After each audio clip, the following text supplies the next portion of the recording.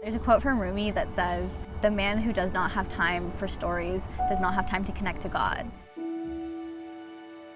Hi, my name is Summeiya. My pronouns are they, them, and I'm the founder of Queer Muslim Network Toronto. I try to go on daily walks, get some reading in.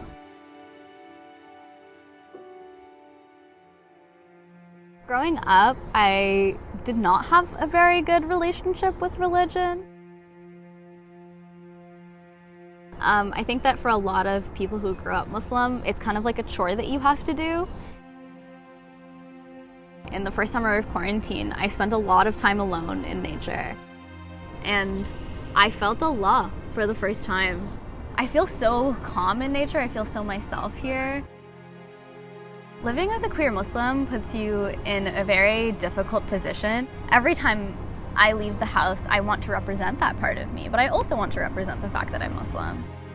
Like a lot of other queer people, there were so many signs that I was queer. There was a lot of looking inside of myself and being upset that I was not straight, and being upset at just not being the person that my family wanted me to be.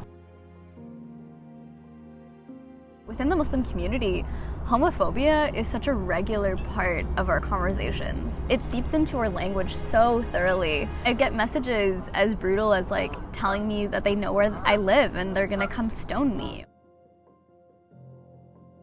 The impact of homophobia within the Muslim community is so internalized. I think that is the issue of the impact, it's not something that I can wash off in the shower. It's something that I'm constantly working through every day. Islam inherently is a justice-based religion. We're supposed to be fighting for people's oppression, anti-oppression.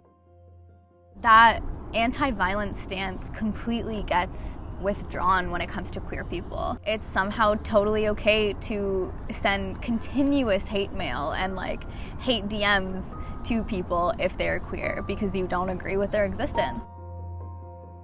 A big premise of Islam is the fact that nobody can judge other humans but Allah, but we completely discard all of that and discard our fight for justice when the person is queer. It's incredibly painful to be in an environment where your existence can be discussed at any point. It can be debated at any point. I was drowning. I could not breathe. I was just lying to everyone, I was lying to everyone around me. I was lying to myself. I was lying to my family. I was lying through the clothes that I was wearing. I was lying through the makeup I was wearing. And it just felt awful. It felt ingenuine, and it felt like I had been a terrible friend and a terrible daughter and a terrible sister and a terrible person. Because I wasn't showing people who I was, and all of my friends were loving me and not knowing who I was inside. And my family was loving me but not knowing who I was inside. I came out to my mom last February. February 2019, I came out to my mom. And I was terrified. I was so terrified to do it. It was the most relieving feeling ever to be told, it is totally okay that you're gay. I love you and you are mine and you are gonna be mine forever. They really took in the fact that if they're not gonna protect me, there are very few people in the world that's gonna protect me. It's kind of unimaginable to have accepting family.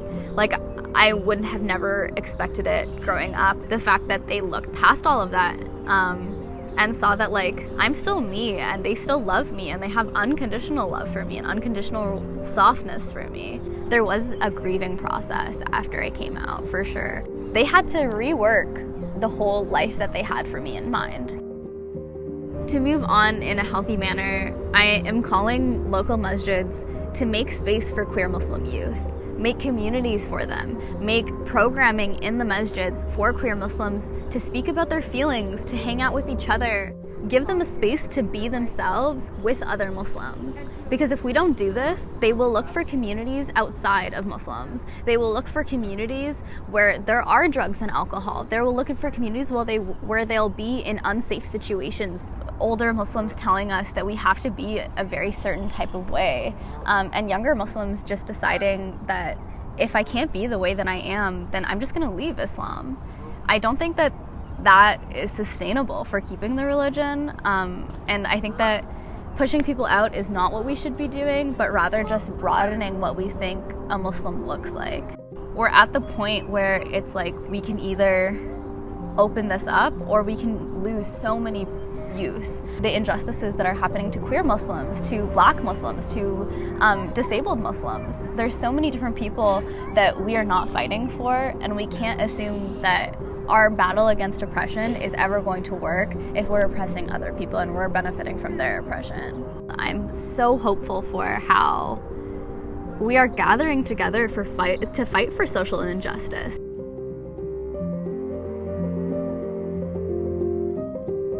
I think that I feel a lot more genuine because the people who love me are loving me. Like, genuinely, they love me and they know me.